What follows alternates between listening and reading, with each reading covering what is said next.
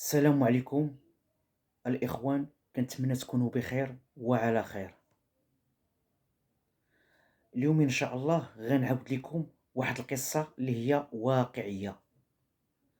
واحد الليلة ديال الشتاء في مدينة مراكش وقعت جريمة بشعة في واحد الزنقة مضيقة في المدينة العتيقة. كلكم كتعرفوا المدينة العتيقة اللي كتواجد في مراكش.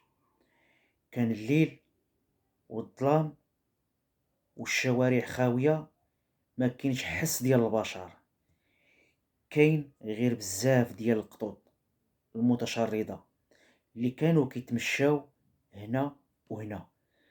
الضحية كان شاب في العشرينيات،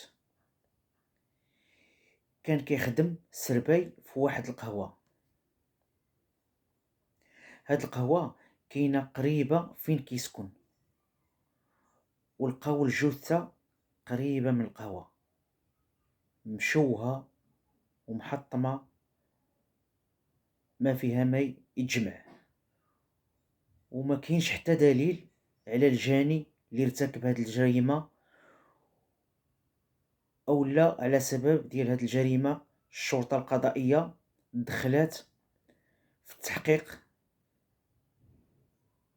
في الجريمة، وخدات عينات من الدم والمواد الجنائية اللي كانت في المكان اللي وقعت فيه الجريمة، ولكن ما كانش فيها حتى دليل. يعني الشرطة ما لقات حتى دليل قادر يعطي اي معلومات على هاد الحادثة. دازت بزاف ديال الايام وديال البحث، من بعد كلشي غيتفاجئ. لقاو ان الجريمة ما كانتش عفوية، وكانت مدبرة بشكل خطير. لقاو بزاف ديال الادلة اللي كانت سهلة بالنسبة للشرطة القضائية، وهاد الادلة كتخليهم يوصلوا للجاني. وكانت المفاجأة كبيرة للناس وحتى لينا كاملين ديك الساعة. تفاجئوا ان الجاني كان هو صاحب المقهى، يعني صاحب المقهى هو اللي قتل ديك الخدام اللي خدام معاه. وكانت الجريمة عبارة عن خلافات، يعني وقعوا مشاكل بيناتهم على شي فلوس. قتل جاني الضحية وخدا ديك المبلغ اللي كان عليهم الخلاف، وشدوا ديك الجاني، قبضوا عليه وداروه في السجن.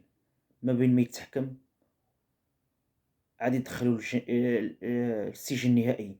وبعد كما كتبوا المحكمة شدوه على الجريمة وثبتت في حقه، وحكموا عليه بالسجن مدة 20 سنة. 20 سنة باش تحكم هاد السيد اللي قتل هاد السيد هذا اللي قلت لكم لقيناه في ديك الزنقة اللي خاوية في مراكش. وهنا وصلنا لنهاية القصة. هاد الجريمة الوحشية اللي وقعت في مدينة مراكش كتذكر الناس بالعنف والجريمة. خلاصة قصة الجريمة الوحشية اللي وقعت في مدينة مراكش في ديك الوقت، ودارت للناس التذكير بأن العنف والجريمة ماشي لازم يلقاو مكان في هذا المجتمع اللي كنعيشو فيه دابا حاليا. خوتي السلام عليكم، وصلنا لنهاية الفيديو. كنتمنى يعجبكم الفيديو، وان شاء الله كونوا في الموعد مع القصص بحال هاد الشكل. السلام عليكم.